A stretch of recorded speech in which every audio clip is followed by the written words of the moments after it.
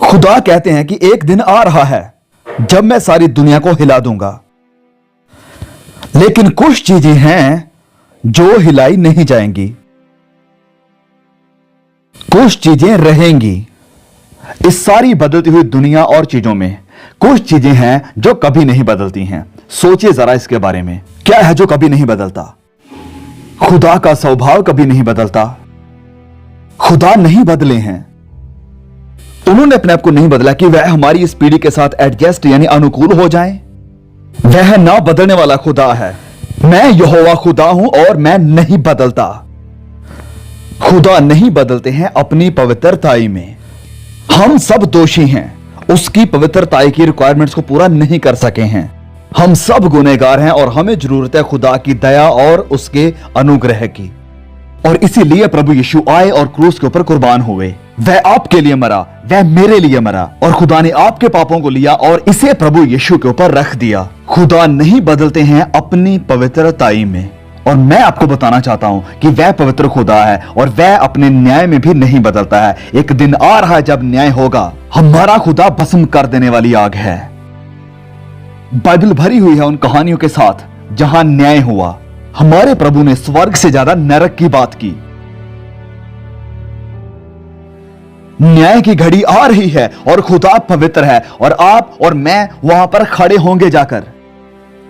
और जब मैं जाकर वहां पर खड़ा होता हूं तो मैं इंसाफ की मांग नहीं करूंगा, मैं दया की मांग करूंगा। मुझे दया की जरूरत है, मुझे खुदा के अनुग्रह की जरूरत है, मुझे खुदा की माफी की जरूरत है। और मैं आज आपको एक खूबसूरत बात बताना चाहता हूं कि खुदा आपसे प्यार करता है और वो आपको देना चाहता है माफी, वो आपको देना चाहता है अनुग्रह और दया।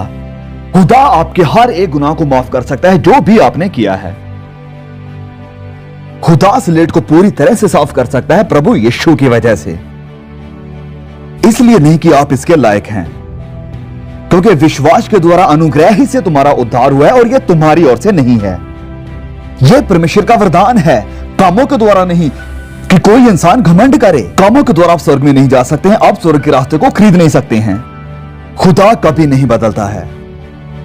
खुदा अपने प्यार में कभी नहीं बदलता है, वह आपसे प्यार करता है। यह सबसे ज्यादा खूबसूरत बात है, यह जानते हुए अपने बिस्तर में जाना कि खुदा मुझसे प्यार करता है, कि खुदा मुझे माफ करता है, कि खुदा मेरे में इंटरेस्ट रखते हैं। लेकिन मुझे उसे स्वीकार करना होगा। दूसरी बात, परमेश्वर का वचन कभी नहीं बदलता। घास सूख जाता है, फूल मुरझा जाते हैं, लेकिन परमेश्वर का वचन सदा सदा के लिए बना रहता है। मैंने बहुत समय पहले इसे समझ लिया था। बहुत सी बातें हैं इस बाइबल में जो कि मैं नहीं समझ पाता हूं। कुछ सवाल आप मुझसे पूछ सकते हैं जिनका मैं जवाब नहीं दे सकता। इस किताब के सारे सवालों के जवाब मेरे पास नहीं है। कैसे ये सीमित दिमाग उस असीमित खुदा को समझ सकता है, मैं नहीं समझ सकता। सो एक दिन मैंने बाइबल को खोला और कहा कि ऐ खुदा, मैं विश्वास के साथ स्वीकार करता हूं कि यह तेरा वचन है, यह जीवित वचन है। और आखिर में नजात यानी मुक्ति का रास्ता भी नहीं बदला है। इन सारी ही सदियों में खुदा के राज्य का रास्ता अभी भी वही है जो पहले था। प्रभु यीशु ने कहा कि राह, सच्चाई और जीवन मैं हूं, बिना मेरे द्वारा कोई भी पिता के पास नहीं आ सकता है। वह कभी नहीं बदलेगा, लेकिन आपको जरूर बदलना होगा। बाइबल बताती है कि पुरानी बातें जाती रही, देखो सब नई हो गई हैं। एक बदलाव आपके जीवन में आना बहुत जरूरी है। आपके व्यवहार में बदलाव, परमेश्वर के प्रति आपके व्यवहार में बदलाव। सबसे ज्यादा आप परमेश्वर से प्यार करेंगे। पहला स्थान आप परमेश्वर को देंगे अपने जिंदगी के फैसलों में और चुनाव में। अपने प्रति आपके व्यवहार में बदलाव आना चाहिए। आपके जीवन में सबसे पहले स्वार्थ खत्म होगा। आप अब स्वार्थी नहीं रहेंगे। अब आप कुछ भी नहीं करेंगे सिर्फ अपने आप को खुश करने के लिए और अपने मतलब के लिए। अपने पड़ोसी के प्रति आपके व्यवहार में बदलाव आना चाहिए। अपने पड़ोसी को अपने सम्मान प्यार करना होगा, और इसलिए आपके जीवन में बदलाव होना बहुत जरूरी है। पुरानी बातें जाती रही, देखो सब नई हो गई हैं। और अगर आपके जीवन में बदलाव का कोई निशान नहीं है तो अच्छा होगा कि आप अपने जीवन को परखें कि क्या आप सच में मसीह हैं या नहीं। अगर आपका जीवन नहीं बदला है, अगर आपके जीवन से वो फल उत्पन्न नहीं हो रहे हैं जो आपके जीवन में होने चाहिए थे पवित्र आत्मा मिलने से, तो भला होगा कि आप विचार करें कि आपने सच में मसीह को पाया है या नहीं, क्योंकि खुदा की संतान के अंदर बदलाव बहुत जरूरी है। प्रभु यीशु ने कहा कि उनके फलों से तुम उन्हें जान लोगे। उनके फलों से, ये फल क्या हैं? और पवित्र आत्मा के फल ये हैं: प्रेम, शांति, आनंद और ये सब। क्या आप मसीह जीवन जी रहे हैं? क्या आपने अपने आप को प्रभु यीशु मसीह को दे दिया है? क्या आपने प्रभु यीशु मसीह के साथ रिश्ता कायम कर लिया है? और क्या आपके जीने के तरीके में, आपके व्यवहार में कोई बदलाव आया है? और अगर नहीं, तो हो सकता है कि आप मसीही नहीं हैं। आप शायद सोचें कि आप मसीही हैं, लेकिन आप नहीं हैं, क्योंकि मसीह वो है जिसने प्रभु यीशु को अपने जीवन में स्वीकार किया है और एक बदलाव उसके जीवन में अब दिखाई देता है। आज रात मैं आपसे पूछना चाहता हूं, क्या आप मसीही हैं? क्या आप एक मसीह का जीवन जी रहे हैं? मैं ये नहीं पूछ रहा कि आपके ऊपर मसीह का प्रभाव है, मैं ये भी नहीं पूछ रहा कि आप किसी चर्च के मेंबर हैं या नहीं। मैं आज रात आपसे पूछ रहा हूं कि क्या आपने प्रभु यीशु मसीह को पहना है? क्या आपके जीवन में कोई बदलाव आया है? मसीह के पीछे चलने की चुनौती को क्या आपने स्वीकार किया है? क्या उसके प्रति आप वफादारी से जीवन बिता रहे हैं? अगर नहीं, तो आज रात आप ये शुरू कर सकते हैं। हां, अभी, बिल्कुल अभी आप कहिए कि प्रभु, मैं अपना जीवन आपको देता हूं, मैं अपना हृदय आपको देता हूं, मैं अपनी आत्मा आपको देता हूं। मैं चाहता हूं कि प्रभु आप मेरे जीवन में आए और मेरे गुनाहों को और मेरी गलतियों को माफ करें। मैं आपके पीछे चलना और आपकी सेवा करना चाहता हूं। मैं निश्चय करना चाहता हूं कि मेरे गुनाह माफ हुए और मैं स्वर्ग में जा रहा हूं।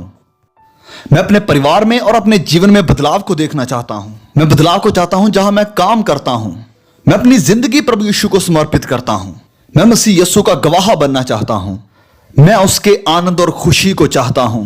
कितने लोग मसीह होने का दावा करते हैं, लेकिन उनके जिंदगी में मसीह की शांति नहीं है, उनके जीवन में आनंद नहीं है, उनके जीवन में वो प्यार नहीं है, मसीह के साथ उनका कोई रिश्ता नहीं है। बहुत जल्द वह गुस्सा हो जाते हैं, वह नम्र नहीं है, ईर्ष्या और घमंड के साथ वह भरे हुए हैं। मैं आपको बताना चाहता हूं कि मसीही जीवन ऐसा बिल्कुल भी नहीं होता है।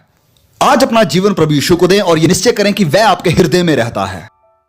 आप में से कुछ लोग मसीह को अपना जीवन पहली बार देने जा रहे हैं, और बाकी लोग अपना जीवन आज प्रभु यीशु को फिर से समर्पित करें। कहिए आज रात कि प्रभु, मैं अपना जीवन आपको फिर से समर्पित करता हूं, मुझे नया बना दो।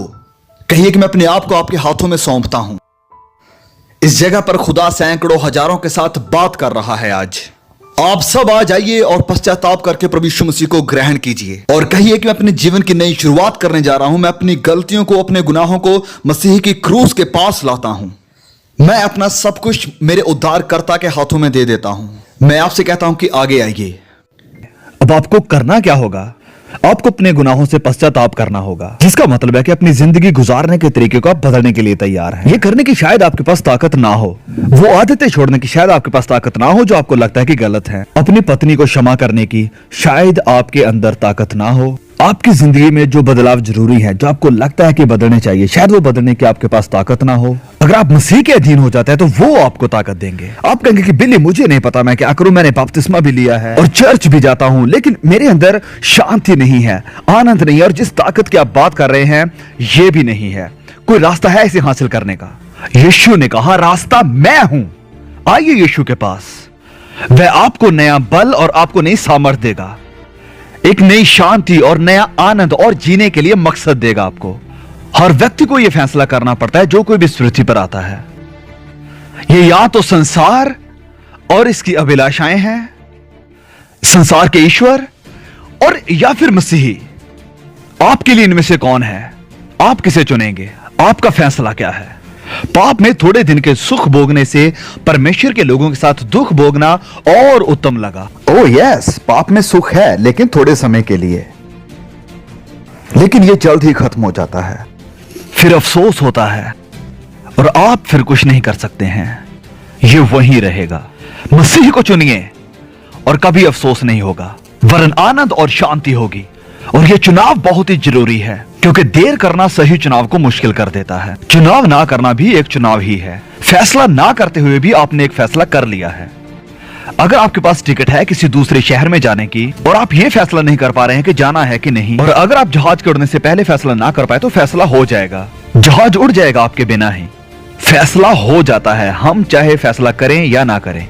अगर आप फैसला नहीं करते तो वक्त फैसला करेगा, और वक्त हमेशा आपके विरोध में ही फैसला करेगा। आपकी दिल की गहराइयों में एक खालीपन है, जहां जिंदगी का सबसे बड़ा संघर्ष होता है, वो भी अकेले, और वो है मसीह के लिए आपका फैसला। ये फैसला आपका चर्च या आपके माँ बाप आपके लिए नहीं ले सकते हैं, आपके दोस्त, आपके भाई बहन, आपके रिश्तेदार ये फैसला आपके लिए नहीं ले सकते हैं। ये फैसला आपको खुद लेना पड़ेगा, और ये चुनाव मैं कहता हूं कि आप आज ही करें।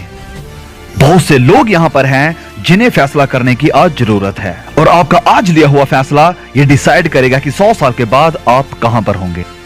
अगर आप श्योर नहीं है कि आप परमेश्वर से मिलेंगे, अगर आप श्योर नहीं है कि आप स्वर्ग जा रहे हैं या फिर आपके गुनाह माफ हो चुके हैं, आइए आज निश्चित हो जाएं। मैं विश्वास करता हूं कि आप एक्सीडेंटली इस जगह पर नहीं आए हैं। मैं विश्वास करता हूं कि आप आज मुझे सुन रहे हैं, क्योंकि यह वह समय है जब आप परमेश्वर के साथ नए अनुभव से मिलने वाले हैं और उसे अपने हृदय में ग्रहण करेंगे।